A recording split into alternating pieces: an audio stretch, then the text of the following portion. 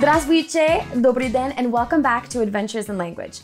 I'm your guide, Emily, and in this episode, we're talking about syntax. I invite you to grab your linguist cap because to get us started, we're going to do a little linguistics experiment together. Here's how it's going to work. I'm going to tell you a sentence, and then you're going to tell me how it sounds to you. Okay, are you ready? Here we go. Eats Brianna a mango.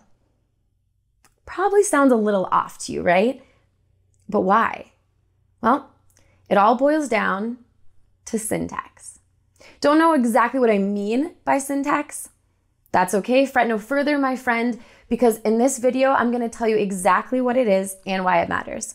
And as always, if you're new here and you'd like to make sure that you're up to date on all of our awesome language-related content, join the Mango fam by hitting that subscribe button. And without further ado, let's get to it. Truly wonderful the mind of a child is. Impossible to see the future is. When 900 years old you reach, look as good you will not. So what is syntax? Syntax is a technical linguistics term that essentially means the rules for how words can get ordered in a given language. In layman's terms, it means it's kind of the thing that gives our sentences their structure. It's what lets us know how certain words can combine to form logical sentences. To help you understand a bit more about what syntax is and why it matters, I've crafted a fun, imaginary story to illustrate it for you. But I have to warn you that things are gonna get a little weird, and I'll tell you why. The story features two elements that you wouldn't necessarily expect to hear in a traditional overview of syntax. But that's what helps make it memorable and helps make it stick in your mind. You see, the story involves a laundry line and an alien named Chad. So yeah, just buckle up. And trust me, because I promise it's gonna be a worthwhile ride. And while I tell you the story, feel free to close your eyes and imagine it in your mind's eye. Okay, here we go. As promised, our story begins with a laundry line of clothes, waving in the wind in the backyard of a house. A bird flits around the laundry line where some clothes have been hung to dry. There's a pair of crisp blue jeans, a couple athletic shorts, some shirts, underwear, socks, a blazer, bathing suit. All in all, it seems like a pretty normal Saturday on planet Earth. But alas, things are about to get a little extraterrestrial because a bright green UFO has just appeared in the sky above the house. And within minutes, it's landed in the backyard right next to the laundry line. An alien, I believe you already know his name, Chad, jumps out of the UFO excited to explore this new planet that he's heard about with this species called humans. The first thing that Chad the alien sees is the laundry line. He thinks to himself, okay, my first course of action should be to try and dress like a human so that I can fit in. So he walks over to the laundry line and he realizes that the first thing he needs to do is figure out what each piece of clothing means.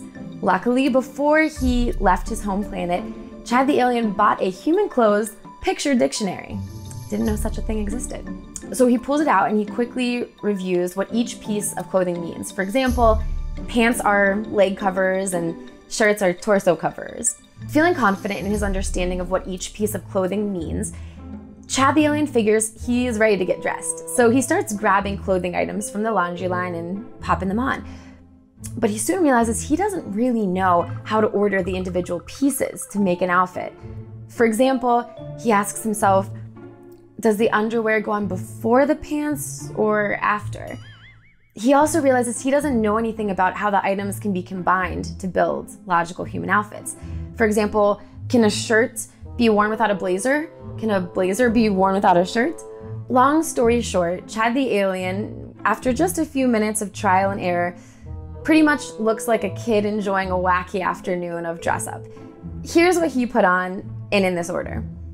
A pair of jeans, followed by a pair of underwear on top of them. No shirt, a blazer, and one lonely sock. He looks around at some of the humans walking around, and based on their stares, he realizes pretty quickly that he hasn't combined or ordered these items in a logical way. That's when Chad the alien realizes that while he has a human clothes dictionary, what he's missing is a human clothes rulebook. So he decides to make one himself. He does so by traveling around to several neighborhoods in town, observing the different orders and combinations of clothing items that can form logical human outfits. However, he quickly realizes that there's a lot of variation between how people dress in different neighborhoods. We can call these fashion dialects. Different neighborhoods having their own particular style, their own ways of dressing.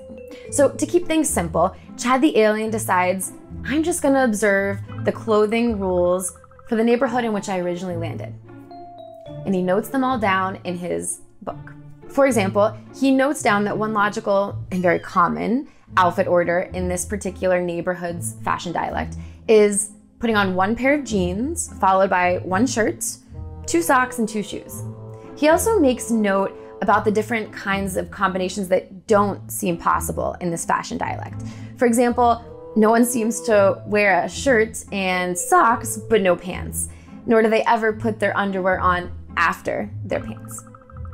Once Chad the alien's rulebook is finally complete, he gets to settle in for a great rest of his stay on planet Earth, because he now has everything that he needs in order to build logical human outfits in his new neighborhood. And wouldn't you know it, but Chad the alien's rulebook works a whole heck of a lot like syntax. You see, just in the way that there are certain rules for the ways that pieces of clothing get fit together to build logical outfits, there are certain rules for the ways our words fit together to make grammatical sentences.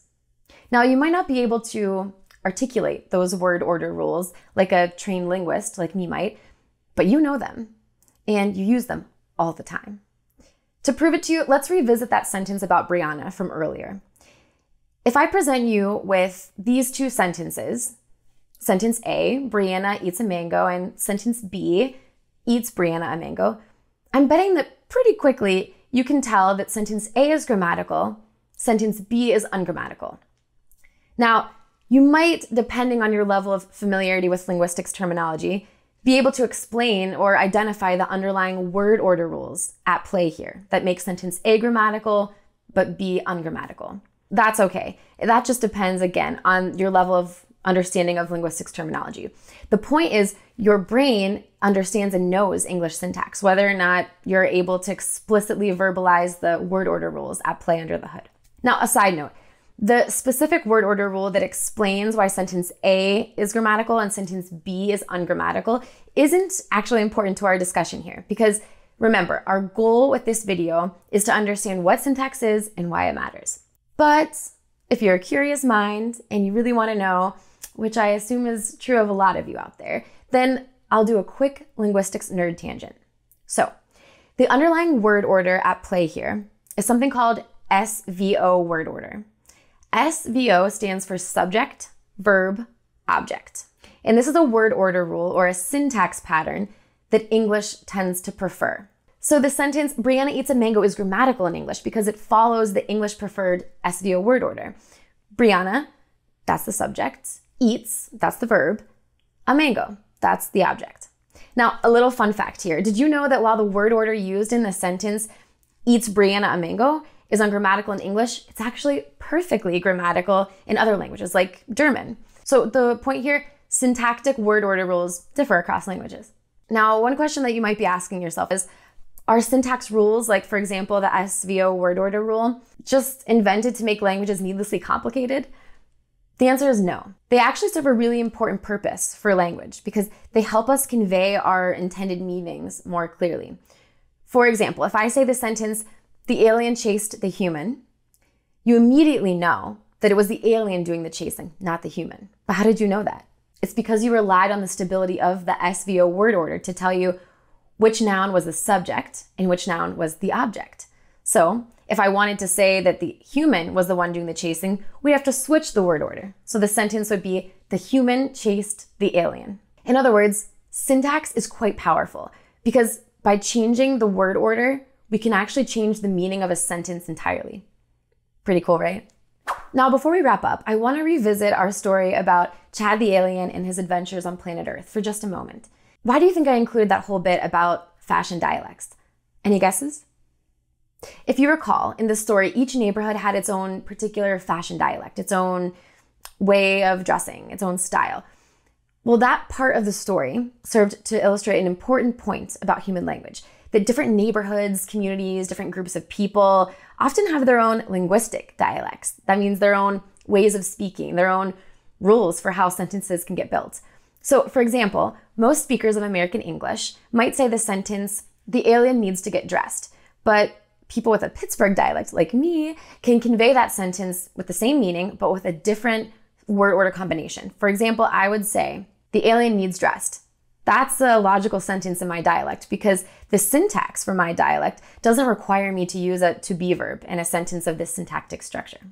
Now, I'm not going to go into the details of the syntactic structure of this sentence example, but the point that I'm making here is that there's variation in the syntax of our dialects, and it's actually a really fun part of the language learning process. And it's a really cool sociolinguistic mechanism by which we can express through our voice who we are and where we come from. Well, my friends, there you have it. We covered a lot in this video, but your two main takeaways are this. 1, syntax is all about word order rules. And 2, without them, our sentences would lose the very structure that gives them meaning. Oh, and you also learned that I have an affinity for stories about aliens named Chad. Now that you've finished the video, I hope you have a clear understanding of what syntax is and why it matters. Thanks for spending your time with me today. If you liked the video, please let us know by hitting that like button and smashing that subscribe button.